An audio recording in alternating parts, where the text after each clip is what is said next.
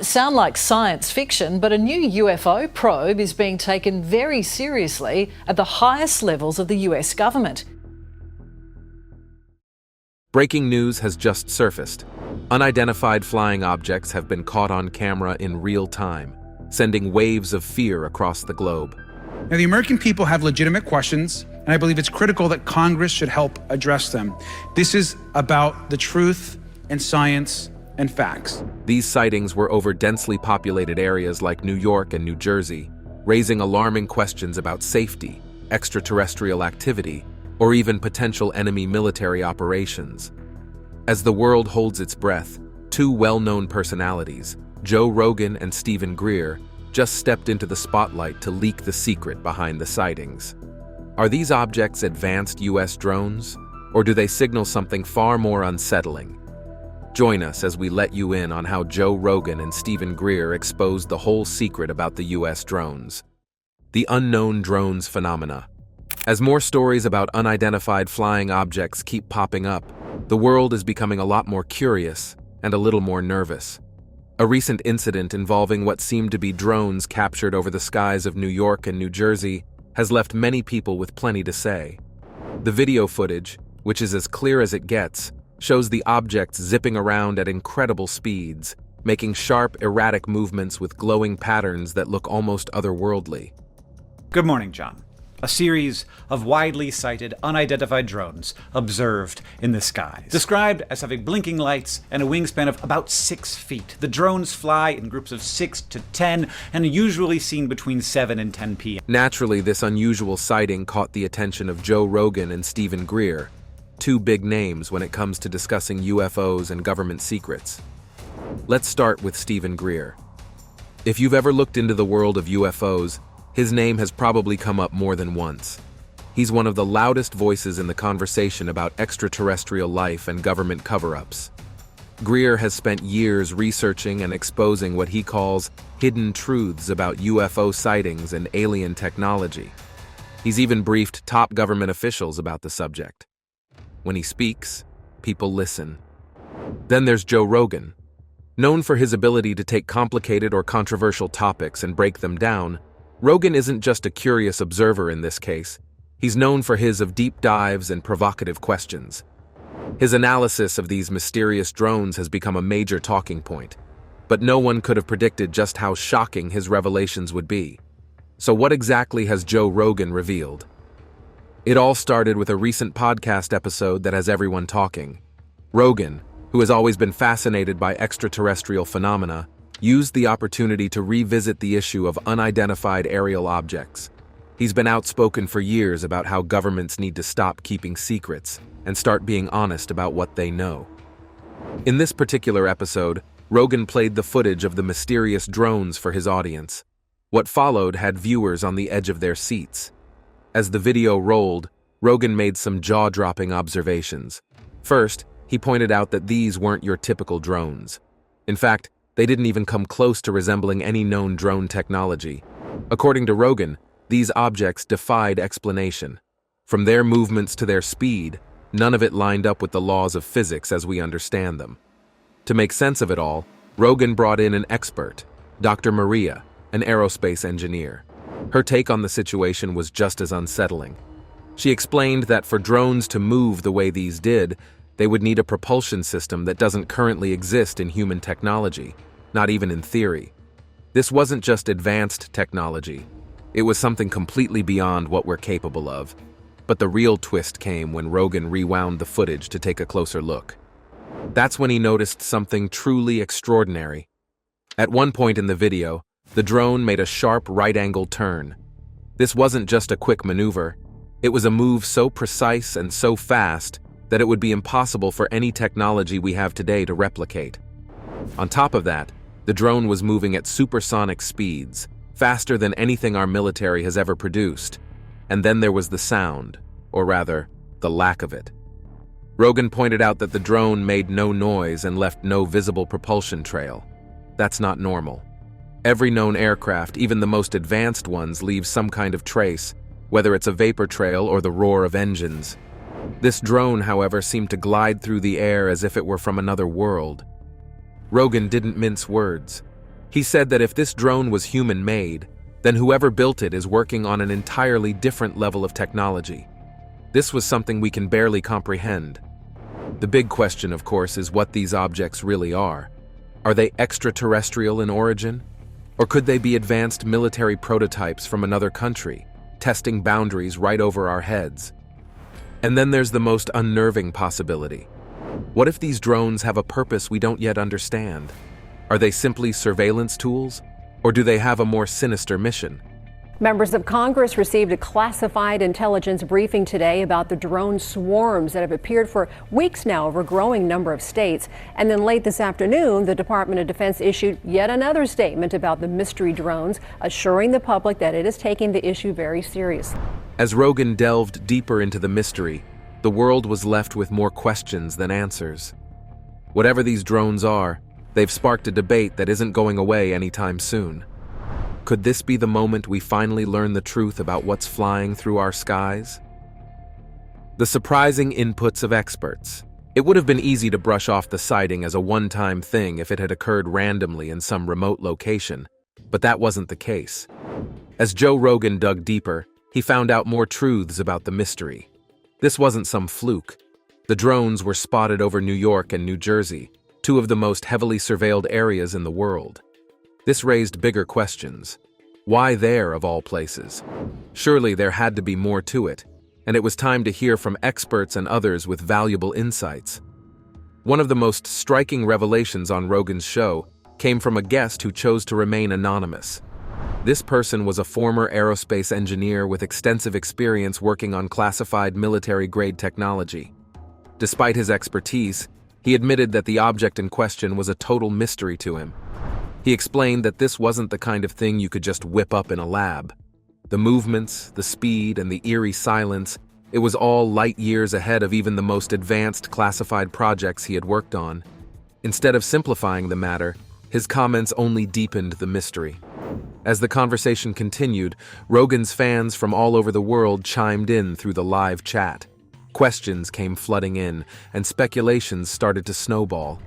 Many suggested that the drones could be of alien origin, potentially designed to observe humanity, or even prepare us for something bigger. But why was this speculation gaining so much traction? At this point, the behavior of the drones became the focus. Beyond being spotted in densely populated regions like New York and New Jersey, they exhibited other strange characteristics. For example, they would hover motionless in the air for extended periods before suddenly vanishing without a trace. This bizarre behavior was terrifying to many, sparking theories that these drones might actually be alien spaceships. Could it be that extraterrestrial beings are watching us? And if so, what could their intentions be? For answers, we turn to Steven Greer. He has long championed the belief that many of these sightings are connected to extraterrestrial life. Greer is no stranger to controversy. His bold claims about alien existence have made him a polarizing figure, but they've also made him a leading voice in this arena. He even founded an organization dedicated to explaining what he sees as the hidden truths about alien activity on Earth. Over the years, Greer has made some truly wild claims about aliens. According to him, extraterrestrial beings have been visiting Earth for decades, if not centuries. He believes that governments around the world, especially in the United States, are hiding critical information about these encounters. Greer's theories, while unconventional, suddenly seem eerily relevant in light of these recent drone sightings. If these drones are indeed of extraterrestrial origin, it opens the door to a host of unsettling questions. Does their presence signal danger? Are they weaponized? Could they pose a threat to humanity? These concerns bring us back to Joe Rogan, who didn't shy away from addressing them. Rogan pointed out that, based on the drones' evasive and sophisticated behavior, stopping them would be nearly impossible if their intentions were harmful. Even if these drones aren't alien in origin, the implications are still concerning. What kind of human technology could achieve this level of stealth and capability? And if it's human-made, why is it flying over such heavily monitored areas without explanation? On the other hand, some experts argue that if extraterrestrial beings were observing us, they likely don't intend to harm us. Their reasoning is simple. If aliens wanted to hurt humanity, they would have done so already.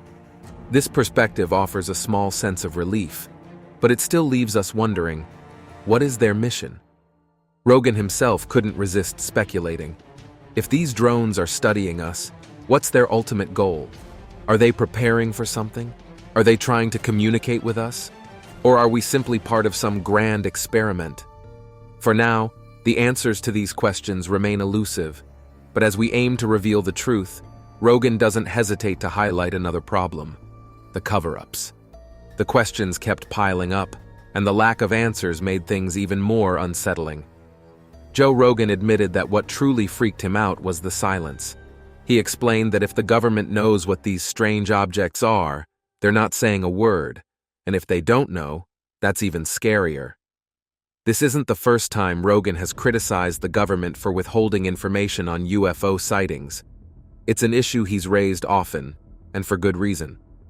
Over the years, the mystery of unidentified flying objects has left its mark on history, with countless eyewitness accounts fueling the intrigue.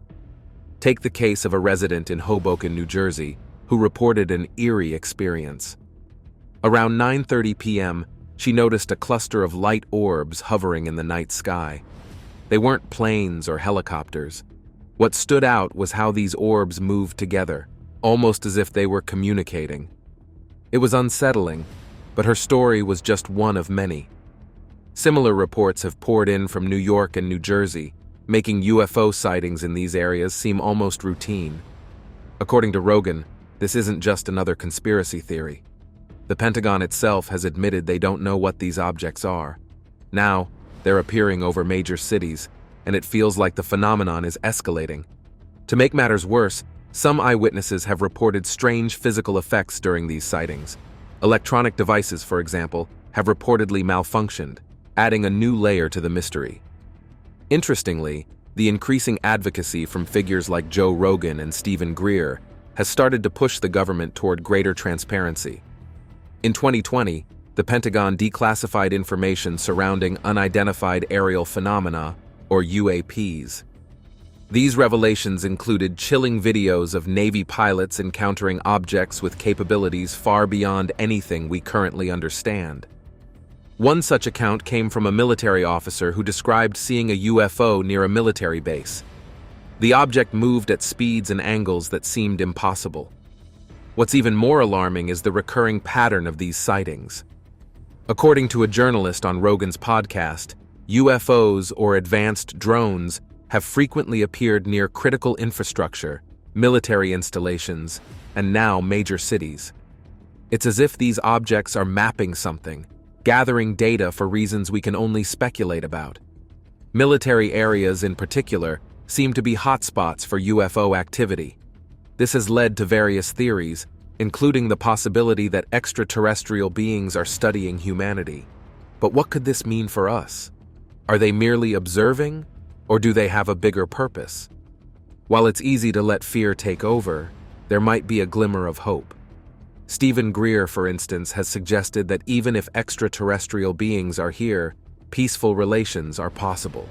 Since they haven't harmed us already, they might be trying to establish contact or share knowledge. Greer isn't the only one with this perspective. Joe Rogan has also speculated about the bigger picture. What if these sightings are just the beginning of something monumental? What if we're on the brink of a breakthrough in understanding our place in the universe? Rogan urged his audience to keep an open mind and stay informed. In his own words, we can't just dismiss this as another weird story. Whether it's aliens, advanced technology, or something else entirely, we need to pay attention. The truth is out there, and it's up to us to find it. Although the Grand Canyon National Park is a no-drone zone, a drone recently flew over what is now known as the Forbidden Area of the Grand Canyon National Park, an area that is closed off from the general public and only accessible to park rangers, military, and government personnel. This area spans across the region around where the Colorado River and the Little Colorado River meet, all the way to the Anasazi Bridge, and is considered sacred by many Native American tribes because of its cultural significance. Among the Native American tribes who live in the area, the Hopi and Navajo make up most of the inhabitants of the area. The Anasazi Bridge is a prehistoric bridge made of pine trees, perched 300 feet above the Colorado River. It is believed to have been used by the people of the ancestral Pueblo culture, from whom the Hopis and Navajos are descended. The government claims the restriction of movement placed around certain parts of the Grand Canyon is to protect the park's natural and cultural resources, ensure tourist safety, and preserve the park for future generations. But conspiracy theorists and alternative researchers insist that it is just an elaborate cover-up. The common notion is that there is indeed a forbidden zone within Grand Canyon National Park, despite the authorities' claims, and it's forbidden for anyone to hike, camp, or explore there. It is also believed by many that beneath this so-called forbidden area of the Grand Canyon lies a secret, the last remains of an ancient and even extraterrestrial civilization that once thrived right in the heart of the canyon. In the recent episodes of the controversial podcast, The Joe Rogan Experience, Joe Rogan and some of his guests like geologist Dr. Randall Carlson, historian Graham Hancock, and author Brian Hotep Jesus Sharp discussed the drone footage that allegedly exposed the existence of ancient Egyptian artifacts and a hidden subterranean city in the Grand Canyon. Could there be a hidden city in the Grand Canyon? Believe it or not, there are tales of an ancient underground metropolis discovered in the early 1900s. The three experts also went deep into the closure of the canyon and the possible effects on the tourism industry and the economy in general. They also discussed the discovery of ancient reptile fossils in the allegedly off-limits areas of the canyon, which allude to ancient Egyptian civilization, and they even went so far as to suggest that nefarious branches of the U.S. federal government secretly monitor the entire area. Alan Krill's stunning discovery.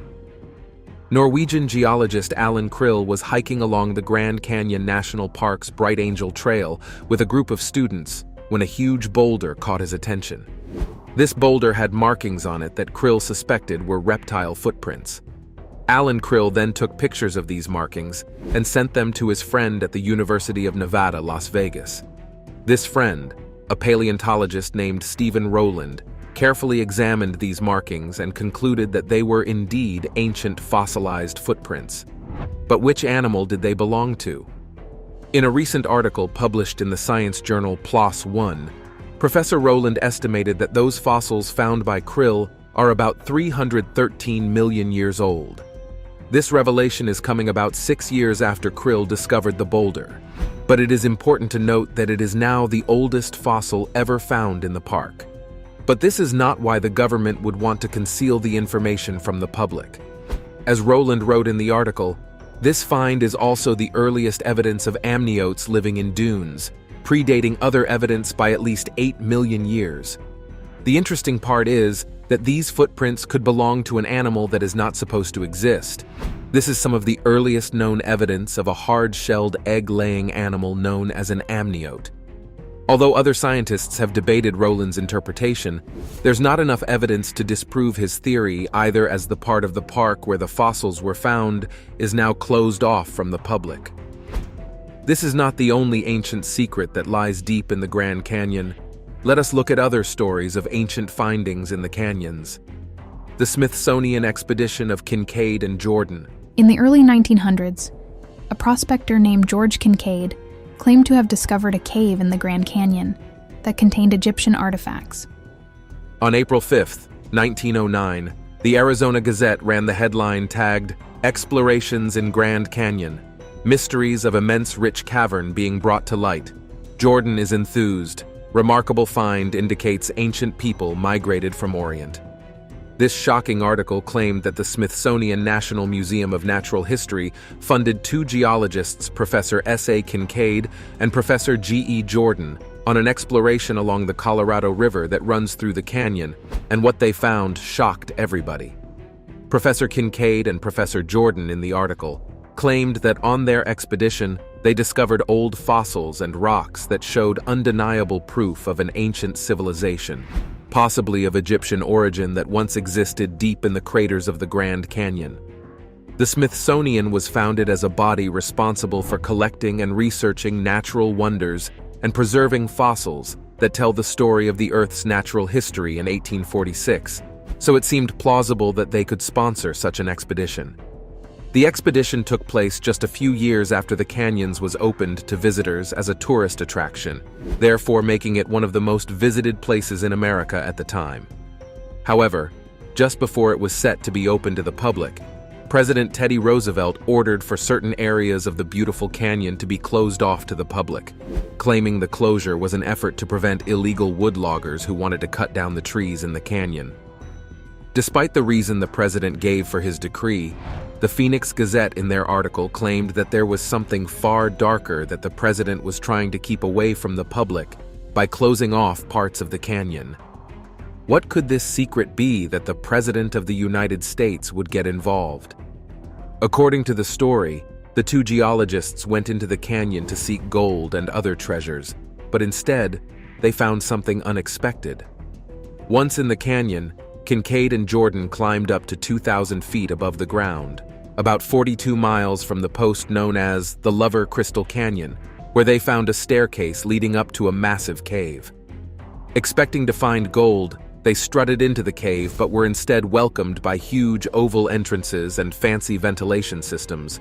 The scientists began to wonder what this place was, and their suspicions of it being an ancient underground city grew when they came across a large cross hall with a gigantic statue in the middle.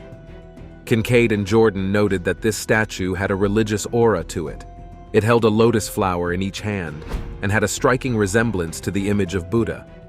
This further cemented their suspicions that this must have been a metropolis of a thriving ancient civilization, complete with its language, writing, and counting system, and its religious practices and deities. Professor Kincaid and Professor Jordan excitedly hurried back to the Smithsonian to report their findings and get more people involved in the expedition. Kincaid rushed back to the Smithsonian and assembled a team of researchers, including Professor Jordan. It would take a whole team to sift through the findings. Kincaid and Jordan's second expedition of the Grand Canyon. Excited by what they found in their first expedition, Professor Kincaid and Professor Jordan made their way back to the caves just a few months after their first expedition, this time probing even deeper into the canyon until they found a new set of caves. Once back in the caves, Kincaid and Jordan stumbled upon a treasure trove of knives, spears, and other copper tools needed for everyday survival. None of these things surprised Kincaid and Jordan, as they had seen them before on their first expedition. However, what caught the attention of the geologists was a series of markings on the cave walls that looked unmistakably like Egyptian hieroglyphs. Who could have made these markings native to the people of ancient Egypt in the United States? What Kincaid and Jordan didn't know was that more surprises were waiting for them the deeper they went into the cave. Following a granite staircase, the two men got to a part of the cave with mysterious holes in them, but the holes in the cave walls were not empty. They contained what looked like giant mummies all wrapped up in dark linen. This was by far the biggest breakthrough the duo had made in their escapade. It felt like they had finally found their holy grail, undeniable proof of their theory, but an unfortunate incident was awaiting them. You see, Kincaid and Jordan took a camera along with them on their second expedition, and Kincaid claimed that he took a few pictures of the wrapper mummies. He also claimed to have carried along some of the cooler tools and other items they found inside the cave as they left the canyon, although this is still yet to be proven.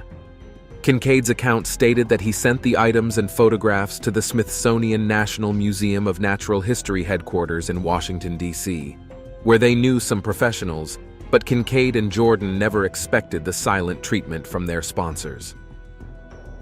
Powell's first exploration of the Grand Canyon.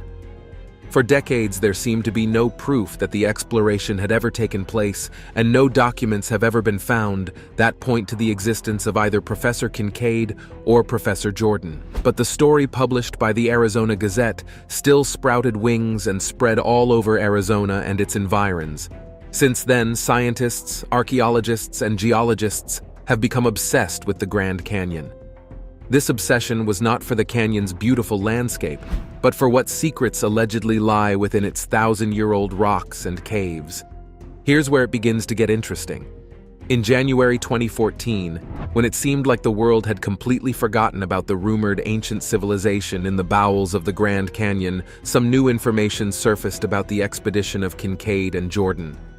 A new name popped up in the story, and the existence of this new character by the name of John Wesley Powell would explain the mystery of Kincaid and Jordan's non-existence in the original Smithsonian records about the Grand Canyon expedition. This little finding would change everything we knew about the history of the expedition. John Wesley Powell was the first director of the Bureau of American Ethnology at the Smithsonian. While serving in the Army as a geologist, Powell was in charge of the United States Geology Survey. But what he achieved in the Grand Canyon was by far the most important feat he attained. In 1869, John Wesley Powell led the very first scientific expedition into the Grand Canyon to study the Colorado River. In 1869, John Wesley Powell, a Civil War veteran and geologist, led a daring expedition down the Colorado River through the treacherous Grand Canyon.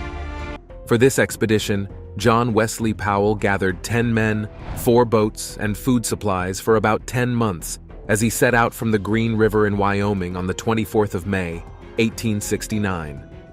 Powell and his crew passed through dangerous rapids till they got to the point where the Green River met the Colorado River, which they intended to study, on August 13th, 1869. While on the expedition, Powell wrote in his journal that he saw several wonderful features like carved walls, royal arches, glens, alcove gulches, and mounds, but alongside these naturally occurring features that decorated the Grand Canyon. He also spotted many caves along a beaten path with some bits of pottery and some hieroglyphs scribbled on some of the rocks and ruins, suggesting the existence of an old civilization in the area. Apparently, this report triggered the interest of many scientists in the area, and the story has it that the Smithsonian sent Professor Kincaid and Jordan into the canyon for the very purpose of confirming Powell's account of this ancient civilization in the canyon. Powell's second exploration of the Grand Canyon. Although John Wesley Powell claimed he uncovered a lot of archaeological wonders on his expedition, he had very little evidence to back up his claims. So in less than 2 years, Powell was back in the canyon, and because he needed actual evidence to prove his supposed findings from the first expedition, he decided to hire 3 photographers to go along with him on the second voyage up the Colorado River from the Green River.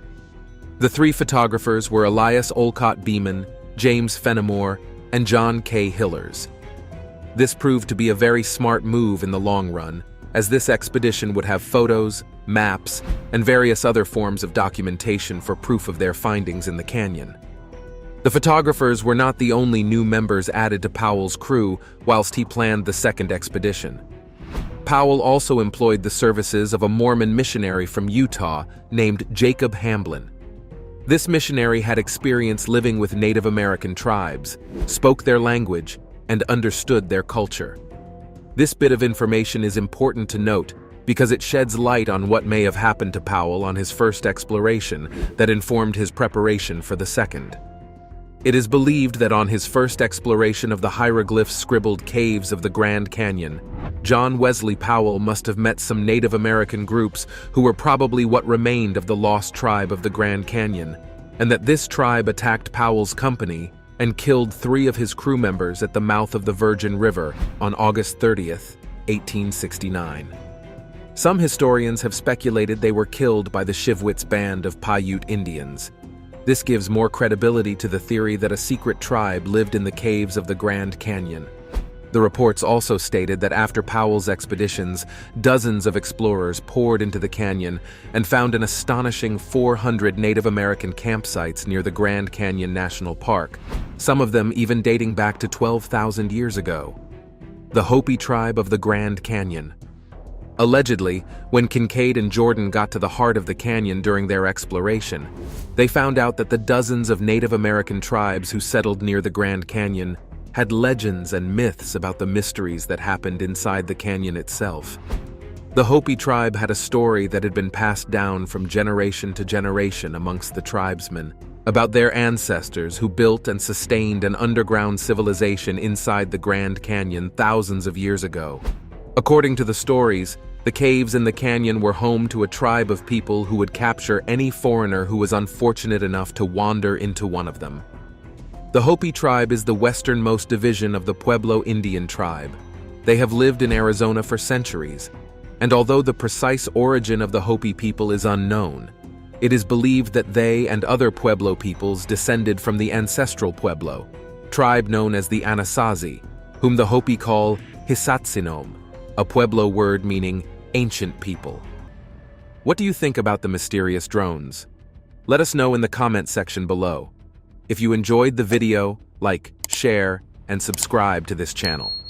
Also, click the following video shown on your screen. You will enjoy it.